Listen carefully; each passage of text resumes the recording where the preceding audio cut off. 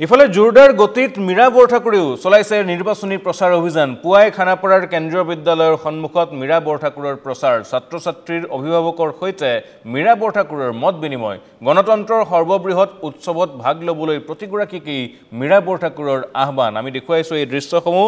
এফালে বিজেপিয়ে বিশাল ৰোড শ্ব'ৰ আয়োজন কৰিছে, আনফালে মীৰা বৰঠাকুৰে বিভিন্নজনৰ ঘৰলৈ গৈ তেওঁলোকৰ কথাসমূহ শুনাৰ চেষ্টা কৰিছে। পূৰ্বতে সেইদিনা মীৰা বৰঠাকুৰে কিছুদিন আগত উল্লেখ কৰিছে যে পূৰ্বতে কংগ্ৰেছৰ লোকসকলে বা ৰাজনৈতিক দলসমূহে ভাষণ প্ৰদান কৰিছিল আৰু ৰাইজে সেই কথাসমূহ শুনিছিল। এইবাৰ কংগ্ৰেছে তাৰ এক ব্যতিক্ৰমী ব্যৱস্থা গ্ৰহণ কৰিছে। কংগ্ৰেছৰ প্ৰাৰ্থী মীৰা বৰঠাকুৰে ৰাইজৰ ওচৰলৈ গৈছে, ৰাইজৰ অভাৱ অভিযোগসমূহ শুনিছে আৰু যদিহে তেওঁক বিজয়ী কৰাই পঠিওৱা হয় তেন্তে সেইসমূহ বাস্তৱ ৰূপায়িত কৰিবলৈ বা সেই সমস্যাসমূহ সমাধান কৰিবলৈ তেওঁ কাৰ্যব্যৱস্থা হাতত ল'ব বুলি উল্লেখ কৰিছে। আৰু এই ধৰণে দেখিবলৈ পোৱা গৈছে আজিও পুৱাৰ ভাগতেই খানাপাৰাৰ কেন্দ্ৰীয় বিদ্যালয়ৰ সন্মুখত অভিভাৱকসকলৰ সৈতে কথা বতৰাত মিলিত হৈছে মীৰা বৰঠাকুৰ।